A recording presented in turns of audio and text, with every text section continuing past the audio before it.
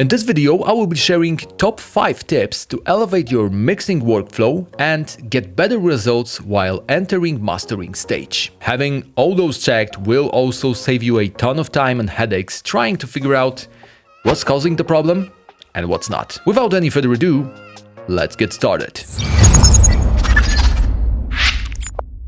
They say that only a genius can control chaos. And speaking of producing stage, I'm also guilty of having messy sessions. But when it comes down to mixing, it is always better to start with a clean slate. You will be surprised how big of a difference color coding can make. You can also utilize templates. Simple predefined groups like drums, bass, instruments are more than enough to organize all of your channels and focus on mixing process. If you frequently use some plugins, make sure to mark them as your favorites, put them into one folder or preload them in your template. I always have gain utility and simple EQ on both my MIDI and audio channels. Whether you produce on your own or mixing somebody else's project, you should always work with high quality recordings and sounds. Using few bad tracks may be considered as a creative effect. Plus, you can always apply heavy distortion or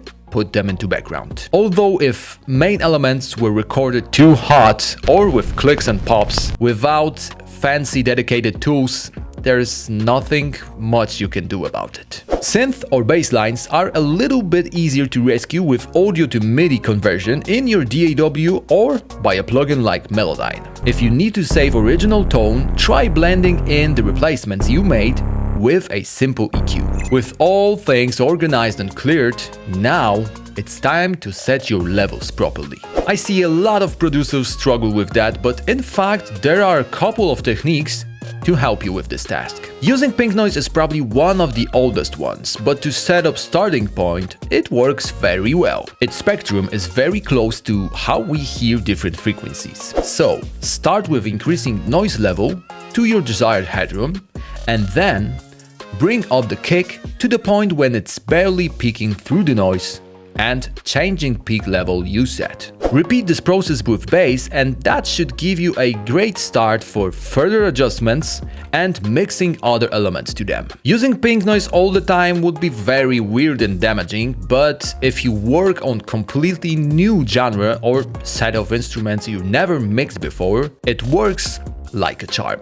The other great method is to use reference tracks, although keep in mind that usually those are fully mixed and mastered tracks. Yet by using our reference plugin, you can focus not only on specific frequencies, but also arrangement parts to reference properly. I usually start with the loudest parts of both my mix and reference tracks and with isolating mid-range, since that's where the majority of elements have their peak presence. After that, try to match levels by doing simple A/B tests. After or even while setting your levels, you may stumble across clashing instruments. We all love to add different layers in instruments, but take a note that not all of them are meant to play the main role. Best way to analyze low frequency conflict is to use our levels plugin bass space feature.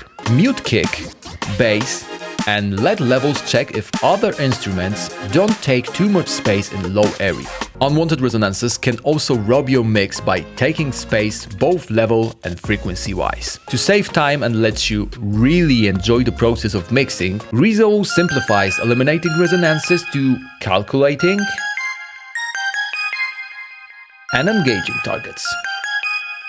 If you need to leave two clashing elements present, try adding harmonics to one of them by applying distortion or saturation. Last but definitely not least, be aware that great arrangement also takes a huge part of making your song amazing. You may have cohesive elements and the cleanest mix possible, but if your arrangement is a little bit boring or weird, it may discourage listeners. In mixing, there is also space for creativity. Make mix elements react dynamically to your arrangement by simple volume filter automation. As you will start doing those things and making those preparations, it will become your second nature as a producer or mix engineer. Our plugins can help you a lot with that, since they are packed up with intelligent suggestions based on your material, instead of regular presets, which you always need to tweak anyways. If that video helped you, make sure to leave a like and subscribe to our channel for more music production and mixing tips.